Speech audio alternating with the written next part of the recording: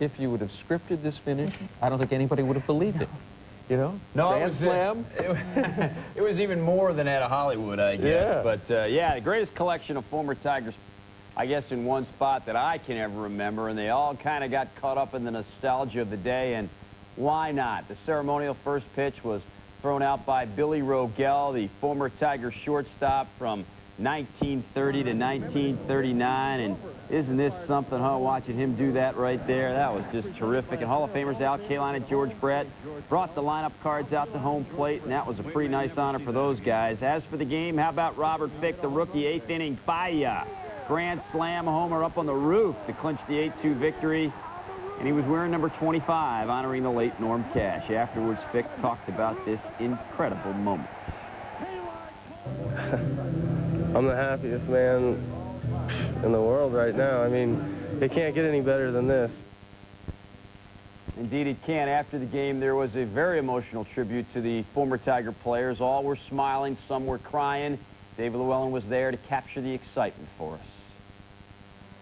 The final chapter in Tiger Stadium's long history has been played out, and the Bird was back for a final curtain call, part of the parade of former players spanning 70 years of baseball. Willie Horton grew up in Detroit and lived out a fantasy of becoming a star major leaguer in his hometown. Memories and emotions came flooding back for him. This is my life, you know, and this building is me. You know, wow, I've been saying all along, you know, I'm not an in-plenty player. I'm from here. I slipped in these back gates when I was 11. I worked down here. I was 12, and the Tigers raised me. Eldon Auker pitched for the Tigers back in the 30s. Mickey Lolich was one of the World Series heroes in 1968. There were big cheers for Lance and Jack and Gibby, who all played a huge role in the team's success in 1984. It's not a time to be sad. It's a time to reflect about, you know, growth and all the good friendships you've made when you were brought to your knees and you were humbled and you got up and you learned it wasn't the end of the world. And it taught you to really keep things in perspective. Todd Jones had the honor of pitching the final inning of the final game at Tiger Stadium, and then he watched the closing ceremonies with many of his teammates. The gods let us win or whatever, and it's just a great feeling. I'll admit the eyes welled a little bit as Willie Horton teared up, cried on the field as Lou Whitaker and Alan Trammell ran in together from center field. A fitting conclusion to a long run of history at the corner at Tiger Stadium. In Detroit, Dave Llewellyn, WXYZ 7 Sports. One guy who really wanted to be here today but couldn't, former Tigers manager Sparky Anderson, recovering from bypass surgery. I talked to Sparky live today about this day. I'm very emotional, and my wife knows that. A lot of people don't know that. They think I'm just a complete nut, but I'm very emotional, and I will be emotional today because, you know, that is, without a doubt, as much history there as there is in Yankee Stadium. He was a fun nut, though, wasn't he? Red Wings played an exhibition game in New York against the Rangers, lose 5-2. Valerie Kaminsky with a breakaway right here. Pretty nice fake and beats Ozzie. The Rangers win 5-2. And how about Mark McGwire today? Watch number 61. He has tied Sammy Sosa for the home run lead. He hit 70 last year, 61 this year.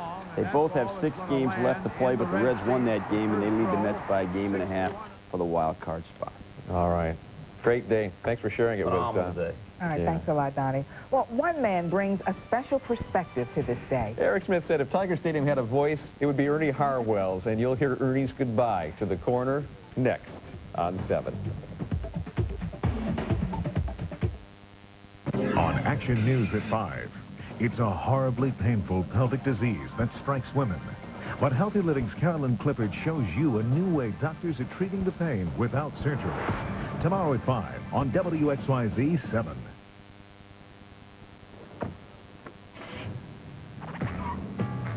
Four airbags, a steel safety cage, and a whiplash protection seating system. All the safety you'd expect in a Volvo. At a price you may not. Introducing the Volvo S40. Your next call.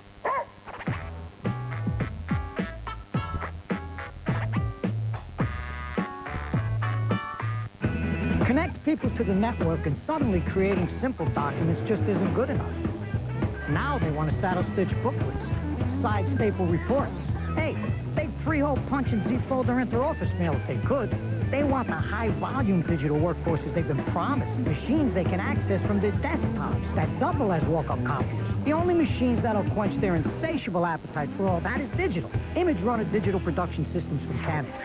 Here's the future. Let's get to work. You know, it's kind of hard to find the right words for a bittersweet goodbye to Tiger Stadium. We've tried, but best to leave it up to the eloquent voice of the Tigers, Ernie Harwell. The corner is part of our history, our heritage. It's been magic, hope, and the true heartbeat of our city. Baseball memories have come here to live and to be treasured. And you and I have been part of those memories. We've thrilled to the home runs, the strikeouts, the double plays. From generation to generation, we've joined that joyous crowd.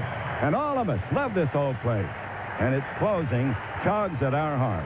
And like you, like all of us, I will cherish its memories.